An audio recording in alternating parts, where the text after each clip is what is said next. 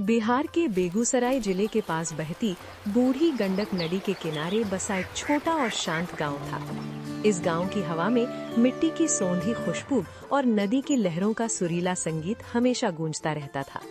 यहाँ के लोग सीधे साधे थे और खेती बाड़ी और मछली पकड़कर अपना जीवन यापन करते थे। लेकिन इस शांत और खूबसूरत गांव के एक कोने में लालच और घमंड का एक बड़ा सा साया मंडरा रहा था। ये साया और कोई नहीं बल्कि गांव के सबसे अमीर और चालाक इंसान नादीम सेठ का था, जिसकी नजर हमेशा दूसरों की संपत्ति पर रहती थी। नादीम सेठ का गांव में एक बहुत ही बड़ा ढाबा था, जिसमें वो मछली और चावल लोगों को दिया करता था और लोग उसके मछली चावल बड़े हिसाब से खाने आया करते थे। सेठ के यहाँ राजेश नाम का एक उसका नौकर काम करता था, जो बहुत ही स्वादिष्ट मछली और चावल बनाया करता था। कटे हुए ताज़ा ताज़ा मछली और साथ में ही बहुत ही सुंदर मसाले के साथ उसे पकाया करता था। जब वो पक जाता था तो उसकी खुशबू पूरे गांव में फैल जाती थी। राजेश प्लेट लगाता था तो एक कोने में खिले खिले चावल और एक कोने में 2 पीस मछली के और मछली का रस, जो देखने में वाकई बहुत लजीज लग रहा था। अरे भैया, जरा हम लोगों के लिए एक एक प्लेट मछली और चावल लगाना। और मेरे लिए 3 प्लेट पैक कर दो मेरे बच्चे। आपकी मछली चावल खाने के लिए जिद कर रहे हैं। ठीक है भैया, आप बैठो, आपके लिए प्लेट लगता हूँ। और भैया, आपके लिए मैं अभी पैक कर दे रहा हूँ। राजेश उन लोगों के लिए प्लेट लगा देता है और जो लोग आए हुए थे उनके लिए पैक कर देता है। लोग इधर बड़े हिसाब से मछली चावल खाया करते थे।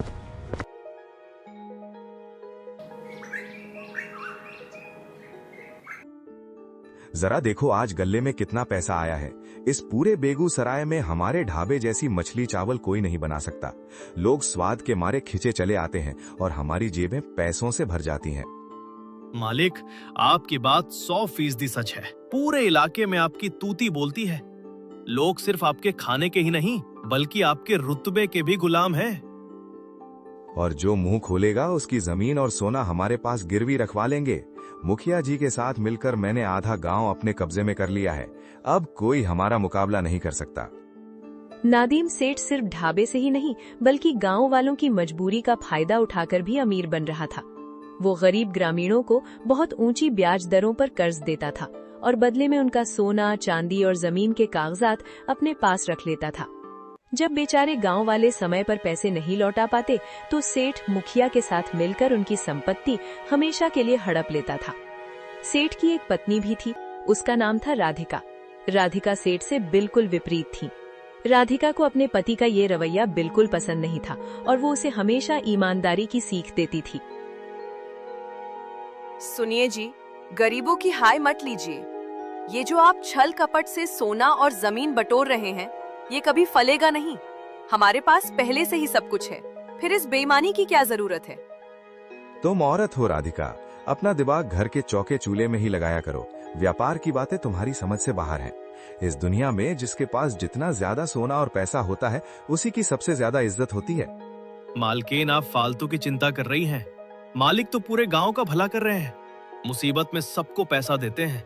अगर कोई अपना कर्ज नहीं चुका पाता तो उसमें मालिक की क्या गलती है? ये लो, जैसा मलिक वैसा नौकर। अपने साथ इस बेचारे राजेश को भी बिगाड़ दिए हो। ये भी तुम्हारी बोली बोल रहा है। करो तुम्हें जैसा करना है। उसी गांव के पास वाले गांव में 2 सगे भाई रहते थे, जिनका नाम संतोष और निखिल था। दोनों भाई बहुत ही सीधे साधे, ईमानदार और मेहनती थे, जो नदी में मछली पकड़कर उसे बाजार में बेचकर अपना गुजारा करते थे। एक दिन दोनों भाई काम से थक कर गए। भैया निखिल, आज बहुत जोर की भूख लगी है और नदी से अच्छी मछलियां भी हाथ लगी थी। उन्हें बेचकर आज अच्छे पैसे मिले हैं। चलो आज नदीम सेठ के यहाँ मछली चावल खाकर देखते हैं। बड़ा नाम सुना है उनका। हाँ भाई संतोष, मैंने भी इस ढाबे के बारे में बहुत सुना है, लेकिन सुना है यहाँ का मालिक बहुत घमंडी है। खैर, हमें तो सिर्फ पैसे देकर खाना खाना है। हमें उसके घमंड से क्या लेना देना। चलो चलते हैं। दोपहर का भोजन करने के लिए नादीम सेठ के उसी मशहूर ढाबे पर पहुंचे। उन्हें नहीं पता था कि आज का ये साधारण सा भोजन उनके जीवन की दिशा को हमेशा के लिए बदलने वाला है और सेठ का घमंड टूटने की शुरुआत यहीं से होगी। अरे भैया, हम दोनों भाई के लिए मोटे मोटे मछली के पीस और 2 प्लेट चावल लगा दो। और हाँ भैया, कोने में नींबू और प्याज जरूर डालना। अरे ओ भाई, कहाँ चले आ रहे हो बिना पूछे? जरा अपनी औकात देखकर अंदर पैर रखा करो। यहाँ खाने के लिए जेब में अच्छे खासे पैसे होने चाहिए। ये कोई खैरात बंटने वाली जगह नहीं है। भाई साहब, हम यहाँ मुफ्त में खाना मांगने नहीं आए हैं। हम अपनी मेहनत की कमाई से पेट भरने आए हैं। आप हमें आदर से खाना परोसिए, हम पूरा पैसा चुकाने को तैयार हैं। राजेश की आवाज सुनकर नादीम सेठ भी वहां आ पहुंचा और उसने दोनों भाइयों के साधारण कपड़ों को देखकर उनका मजाक उड़ाना शुरू कर दिया। तुम जैसे 2 कौड़ी के मछुआरे मेरे इस आलीशान ढाबे पर बैठकर खाने का सपना देख रहे हो? अगर यहाँ बैठना है तो दुगनी कीमत देनी होगी, वरना नदी के किनारे जाकर खुद ही आग जलाओ और खाओ। उसने न केवल उन्हें बल्कि उनसे पैसे भी दुगने वसूलने की बात कही। संतोष और निखिल ने जब इस नाइंसाफी का विरोध किया तो सेठ ने अपने रसूख के बल पर उन्हें अपमानित करके ढाबे से बाहर निकाल देने की धमकी दी। सेठ जी, पैसा हमारे पास भी है और हम ईमानदारी की कमाई खाते हैं। आपकी तरह गरीबों को लूटकर महल नहीं बनाया है। ऐसा बासी और बेस्वाद खाना खिलाने के लिए आपको शर्म आनी चाहिए। आज आपने हमारा और हमारी मेहनत का बहुत बड़ा अपमान किया है सेठ जी। याद रखना, ये समय हमेशा एक जैसा नहीं रहता। हम यहाँ से बिना खाए जा रहे हैं, लेकिन जल्द ही हम अपना खुद का ढाबा खोलेंगे। जाते हो या बंदे बुलाकर तुम लोगों को पिटवाऊं? हम तो आपके ढाबा का नाम सुनकर खाने आ गए थे, लेकिन पता होता कि आप ऐसे हैं तो हम कभी नहीं आते। आज का दिन याद रख लेना सेठ जी। आज के बाद से आपके पूरे दिन शुरू। नादीम सेठ के ढाबे से अपमानित होकर बाहर निकलने के बाद संतोष और निखिल के दिल में एक नई आग सुलग रही थी। उन्होंने तय किया कि वो अब चुप नहीं बैठेंगे और नदी के ठीक किनारे अपना एक नया ढाबा खोलेंगे, जहां लोगों को ताज़ा और स्वादिष्ट भोजन मिलेगा। दोनों भाइयों ने गांव वालों को कुछ ऐसा अनोखा देने की योजना बनाई जो आज तक किसी ने नहीं किया था। निखिल, हम नदी के किनारे ही अपनी छोटी सी झोपड़ी डालेंगे और वहीं चूल्हा जलाकर मछली चावल बेचेंगे। लेकिन हमें लोगों को कुछ अलग देना होगा ताकि वे सेठ का ढाबा छोड़कर हमारे पास आएं। लेकिन हम लोग नया क्या करेंगे भैया?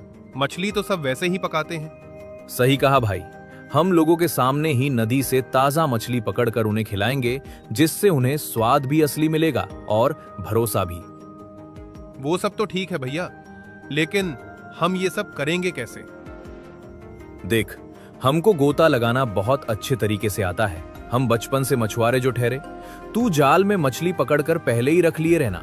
मैं जिस मछली का नाम जोर से चिल्लाऊंगा, वही मछली को कांटे में डाल देना। मानना पड़ेगा भैया, आप बहुत आगे की सोचते हैं। उस घमंडी सेठ को दिखा देंगे कि मेहनत की ताकत क्या होती है। तो चल भाई, आज ही हम चलते हैं बाजार और सारे मद, साल, चावल सब चीज खरीद के ले आते हैं। फिर क्या था, संतोष और निखिल दोनों भाई मिलकर बाजार की तरफ चले जाते हैं और मछली बनाने के लिए मसाले और बहुत ही अच्छे चावल और बाकी सब चीज खरीद कर घर ले आते हैं।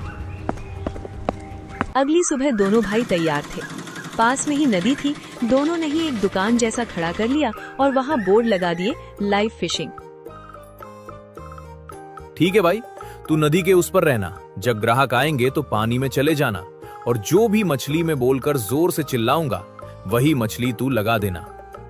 ठीक है भैया, बस आप जोर से थोड़ा चिल्लाना ताकि मुझे सुनाई दे। उसके बाद निखिल इधर तैयार था और संतोष लोगों को जोर जोर से आवाज देकर चिल्लाने लगता है। आओ भाई, आओ दीदी, आओ। Live fishing. आप जो बोलोगे वही मछली पकड़कर ताजी आपके सामने पकाकर खिलाएंगे। कुछ अलग देखकर गांव के लोग उसके पास आने लगते हैं। ये सब क्या है भाई? लाइव फिशिंग क्या होती है? हाँ भाई, दोनों भाई, ये क्या बवाल बना रहे हो?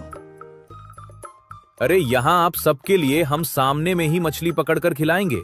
आप जिस मछली का नाम लो, वही मछली हम पकड़कर पकाएंगे। ये बातें सुनकर लोग थोड़े हैरान हो गए और उत्साह के साथ पूछने लगते हैं, क्या भाई, सही में हम जो बोलेंगे वही मछली तुम हमें अभी पकड़ के खिलाओगे? अगर ऐसा हुआ तो मैं तुम्हें 2 बना पैसे दूंगा। चलो, हम दोनों के लिए हिल्सा फिश बना। उसके बाद संतोष ने अपना मछली पकड़ने का सामान पानी में डाला और जोर जोर से चिल्लाने लगा। आजा आजा, ओ मेरे हिल्सा मछली, जल्दी से आज। हिल्सा मछली आनी है, उसको ताल के खानी है। ऐसे संतोष जोर जोर से चिल्ला रहा था और इधर निखिल पानी के अंदर मछलियां लेकर खड़ा था। उसने हिल्सा मछली उसमें फंसा देता है तो उसे जोर से खींचते हैं ताकि संतोष को समझ आ जाए कि मछली लगा दी है। संतोष को जैसे ही लगता है कि मछली फंस गई, वो तुरंत ही उसे खींच लेता है। ये देखो दादा, आप लोगों के लिए हिल्सा फिश। ये देखकर दोनों ही ग्राहक चौंक जाते हैं और हैरानी से पूछने लगते हैं। ये तो सच में भाई जिंदा मछली आ गई, ये कैसे हुआ? ये कैसे हुआ वो सब छोड़ो, मैं आपके लिए अभी मसालेदार हिल्सा फिश बनता हूँ। उसके बाद संतोष बिना कुछ जवाब दिए फटाफट मछली को मसाले के साथ मिलकर बहुत ही अच्छे तरीके से हिल्सा फिश बनने लगता है। इतनी देर में उसकी मछली बनकर तैयार हो जाती है। वो उन लोगों के सामने परोस देता है। देखने में मछली और चावल बहुत ही सुंदर लग रही थी।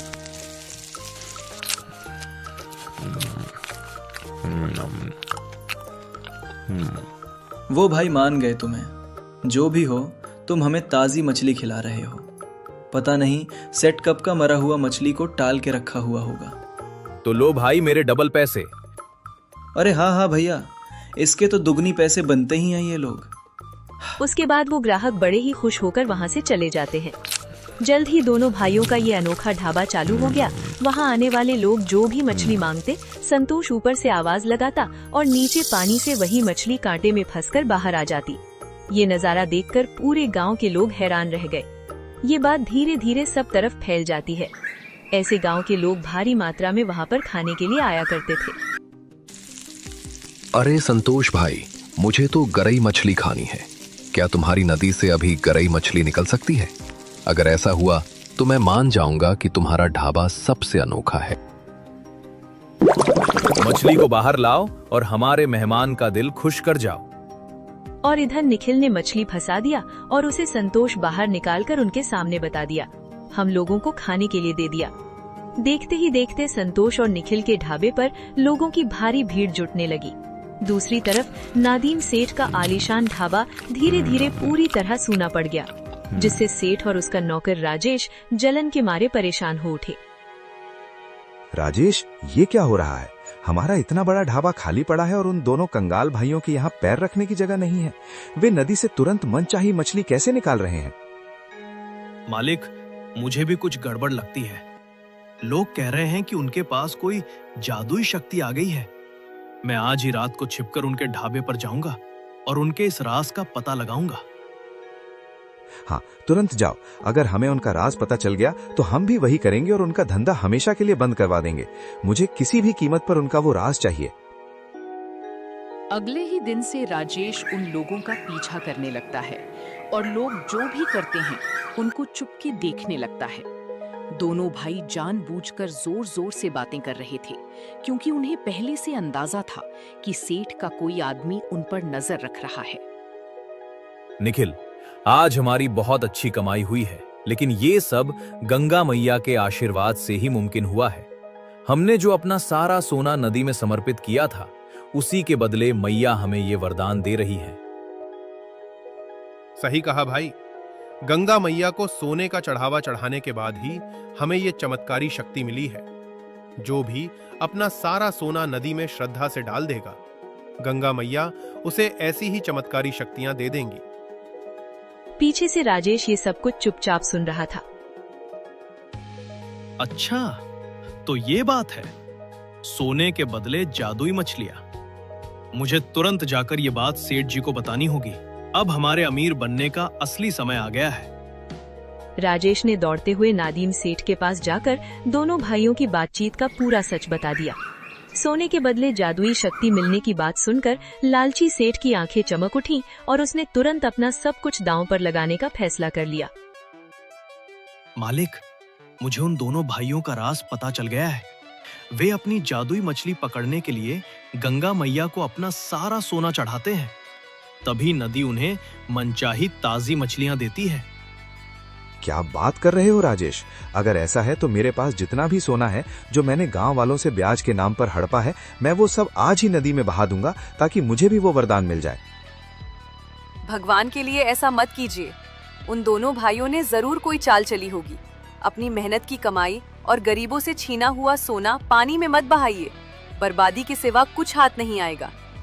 तुम चुप रहो, तुम्हें कुछ नहीं आता है। नादीम सेठ पर लालच का भूत इस कदर सवार था कि उसने अपनी पत्नी की एक न सुनी। अगले ही दिन सेठ और राजेश सोने से भरी भारी पोटली लेकर नदी के किनारे पहुंच गए, जहां संतोष और निखिल पहले से ही घात लगाए बैठे थे। राजेश, ये रही मेरी तिजोरी का सारा सोना और गांव वालों के गिरवी रखे गहने। मैं इसे गंगा मैया को समर्पित कर रहा हूँ। अब देखना, कल से हमारा ढाबा फिर से सबसे बड़ा बन जाएगा। हाँ मालिक, जल्दी फेंकिए। मुझे तो अभी से पानी में चमत्कार की उम्मीद दिखाई दे रही है। कल से पूरे बेगूसराय की मछलियां सिर्फ हमारे ही कांटे में फंसने के लिए लाइन लगाएंगी।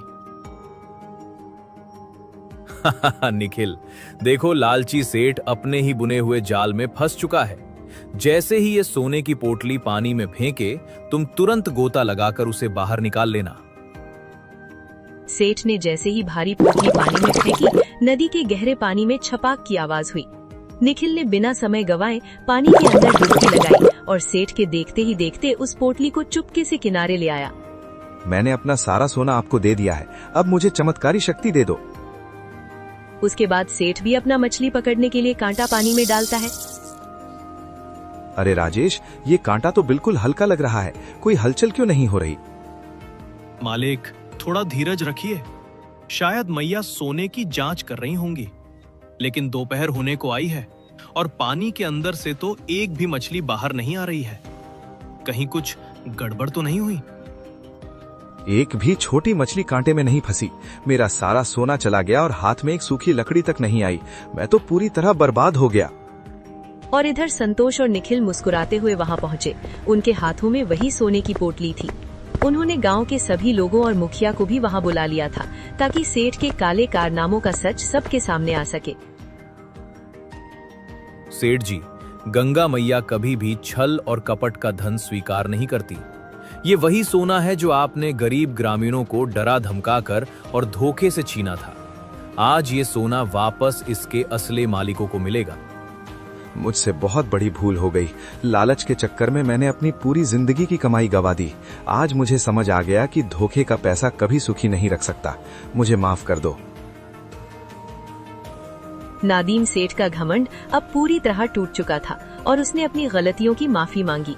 संतोष और निखिल ने गांव वालों का सारा सोना और जमीन के कागजात उन्हें वापस सौंप दिए, जिससे पूरे गांव में खुशी की लहर दौड़ गई और दोनों भाइयों का ढाबा हमेशा के लिए खुशहाली से चलने लगा। हमारे अगले वीडियो में संतोष मध्य प्रदेश से, राधिका नेपाल से, नाजिम और निखिल बिहार से और राजेश ने कमेंट किया था। तुम सब लोगों का नाम इस वीडियो में इस्तेमाल किया। अगर आप चाहते हैं कि आपका